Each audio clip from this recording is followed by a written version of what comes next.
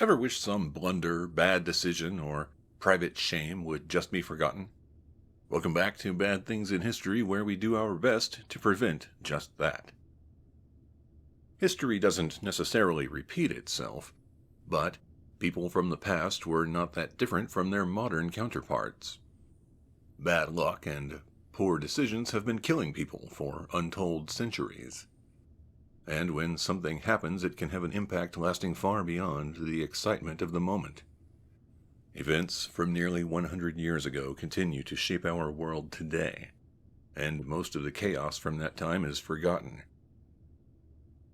In an effort to fix this, our series examining the most horrible events from the 1920s continues with this episode on the year 1925. Let's begin with a story about how the British bombed a village into submission. Pink's War. Airplanes were first used to kill people during World War I. The British recognized the value of this new weapon. They created the Royal Air Force in 1918 and ensured that aircraft would continue to eliminate enemies in future conflicts. Usually, when airplanes were used during a military operation, they supported ground troops. Their mission was to help reduce resistance so that soldiers could occupy the area. Events in India would eventually convince the British that airplanes alone could achieve military success. The British continued to occupy India in the 1920s. Their northern bases in what is today Pakistan were under constant attack from tribes in the area. In 1924, the British launched an offensive operation that eliminated most of the tribal resistance. But a few tribes continued to fight the occupying force. In 1925, the commanding officer of the Air Force in India, Sir Edward Ellington, decided he didn't need ground troops. His airplanes could drop bombs and use their guns to strafe the enemy. The Royal Air Force would defeat these tribes without putting a single man on the ground. Wing Commander Richard Pink was assigned to command this operation. The attacks began on March 9, 1925. The Royal Air Force flew airplanes day and night, doing everything they could to make life difficult for the tribes. If pilots saw the rebels, they would shoot at them. If there was a location where the aggressors were hiding, the Air Force dropped bombs on it. After more than 50 days of constant attacks, the tribes finally surrendered on May 1, 1925. Tri-State Tornado Outbreak. Natural disasters are an all-too-common occurrence in North America, and as we discussed in a previous episode, Bad Things in 1920, newspapers and radio stations in the United States were not allowed to warn people about tornadoes. The government was concerned it would cause a panic. This did not change until the 1950s. The unfortunate result of this policy is that people in the United States were usually completely surprised when nature's wrath descended upon them. On March 18, 1925, the deadliest tornado outbreak in history began. The conditions on that day created a perfect storm, which unleashed at least 12 tornadoes. But the deadliest among them was the Tri-State Tornado. It killed people in Missouri, Illinois, and Indiana. A little after 12:40 p.m., the tornado hit the mining town of Annapolis, Missouri. Within minutes, 90% of the town was gone and 2 people were dead. The tornado grew even larger and continued to move northeast. As it traveled, it hit 2 schools and injured 32 children. It also killed a farmer and his 2 children as well. The tornado continued through Illinois and into Indiana before it finally dissipated. Hospitals in larger cities were soon flooded with casualties. The cities of St. Louis, Missouri, and Evansville, Indiana, had to deal with most of the injuries. At least 685 people died from the storm, more than 2,000 were seriously injured, and over 15,000 homes were destroyed. Butcher of Hanover. Serial killers are a familiar feature of the modern world. They were around in the 1920s, too. Fritz Harmaan was born in Hanover on October 25, 1879. He was a very quiet and strange child. He didn't have any interest in socializing with the other kids. Fritz displayed his evil nature for the first time when he was 16 years old. He would lure young boys into the cellar. Then he would sexually assault them. In 1897, he was arrested and sent to a mental institution. Before the end of the year, Fritz would escape and flee to Zurich, Switzerland. He returned to Hanover in 1899. Fritz also had a young fiancée who was pregnant. His attempt at a domestic life failed miserably. By 1904, he was alone. Fritz tried to earn a living as a petty criminal. He wasn't a very good thief and was caught multiple times. Much of his time between 1905 and 1912 was spent in prison. In 1918, Fritz began working as a police informant. He would attempt to sell stolen goods, then would notify police about the transaction. They would arrive and arrest everyone. Thanks to helping authorities arrest criminals, they didn't care when Fritz was found to be patrolling the police station. He used his access to the police station to find victims. Fritz would identify someone he wanted to murder. It was always a male between the ages of 10 and 22. He would use promises and threats to lure the victim to his apartment. Once there, Fritz would give the person food and drink. Once the meal was finished, he would begin strangling his target. During the process, he would bite the victim's Adam's apple. When the deed was finished, the body would be dismembered and thrown away. Nobody is sure exactly how many people Fritz killed. It was at least 27. He was caught because children playing near a river found human skulls.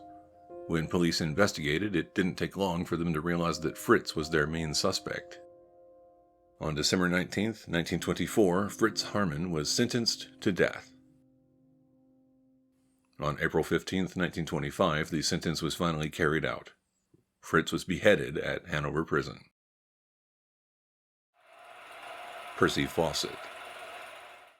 Most of the planet had been explored by the end of the 19th century, but some enterprising individuals worked hard to fill in the remaining gaps. Percy Fawcett was born on August 18, 1867. He joined the Geographic Society in 1901 so that he could learn more about surveying and map-making. Percy hoped to make new discoveries and document them. In 1906, at the age of 39, Percy was sent to Brazil. He was supposed to map a section of jungle near the border of Bolivia. It was the first of many trips he would make to the area. By the 1920s, Percy Fawcett made 7 expeditions to South America. He discovered the sources of many rivers and mapped previously unknown jungle terrain. During his travels, Percy started to believe that the Amazon jungle once hosted an advanced civilization. He called the city Z, which was pronounced Zed. Percy thought that the civilization existed in the jungles of Brazil and disappeared, but the ruins of this lost city should be there waiting for Percy to discover them. In 1924, Percy found someone to fund an expedition and find the lost city. He brought his eldest son Jack and one of Jack's friends with him. On April 20th, 1925, they entered the jungles of Brazil to search for Zed. On May 29th, Percy was able to send one final letter to his wife. He told her that he was about to go into an unexplored part of the jungle. Percy, his son Jack, and Jack's friend entered the wilderness. Nobody ever saw them again. Many theories have been proposed to explain what happened. Several explorers believe the group simply died of starvation in the jungle. Others think that natives killed them.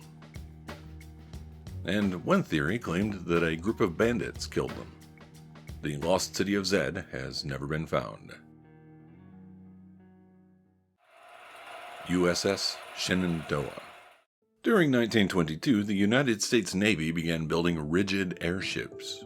These are lighter than air vehicles that travel through the sky.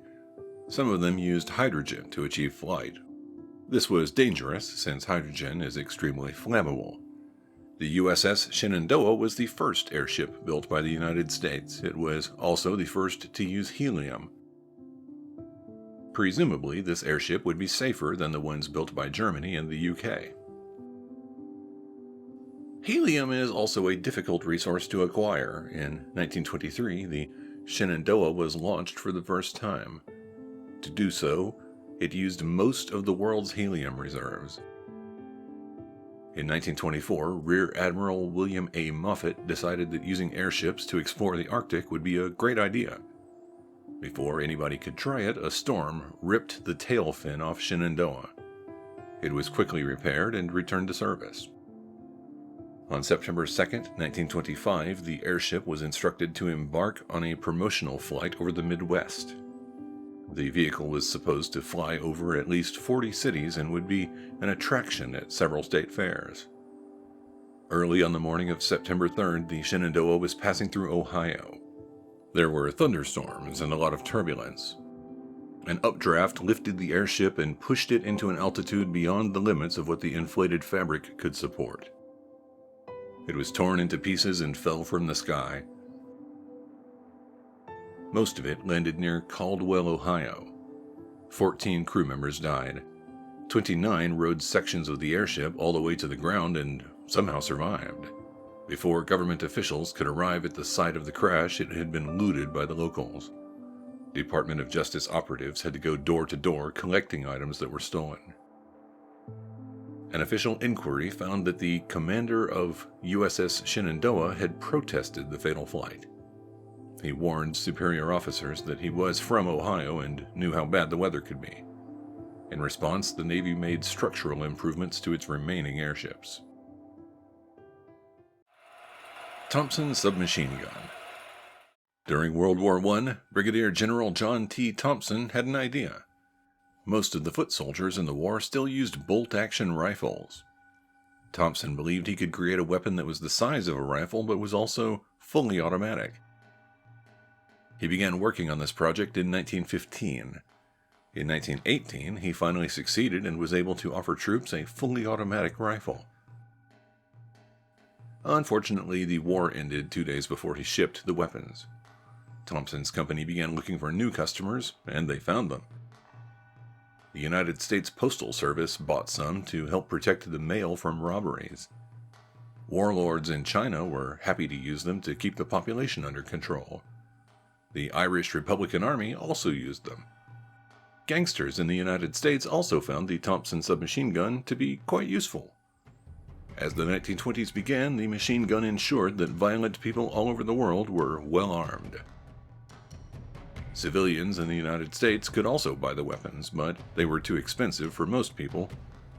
In 1925, Thompson's company did their part to make sure that Americans had the opportunity to own fully automatic weapons. The Sears Roebuck and Company catalog began offering the weapon for sale. People who could afford it would send in their payment and receive the machine gun in the mail. Technological development in the 1920s moved at a rapid pace. The ability to save lives would be slow to emerge, but taking life was an everyday occurrence. Whether it was delivered by serial killers, tornadoes, bad luck, or conveniently ordered by catalog, death was always lurking. This is the part where we try to get you to drop a comment below. You've watched this far, so you probably have something. Or come kick us a couple of bucks. We have a Patreon page to help with that. Links to that and other resources are in the video description below. Thank you for watching Bad Things in History.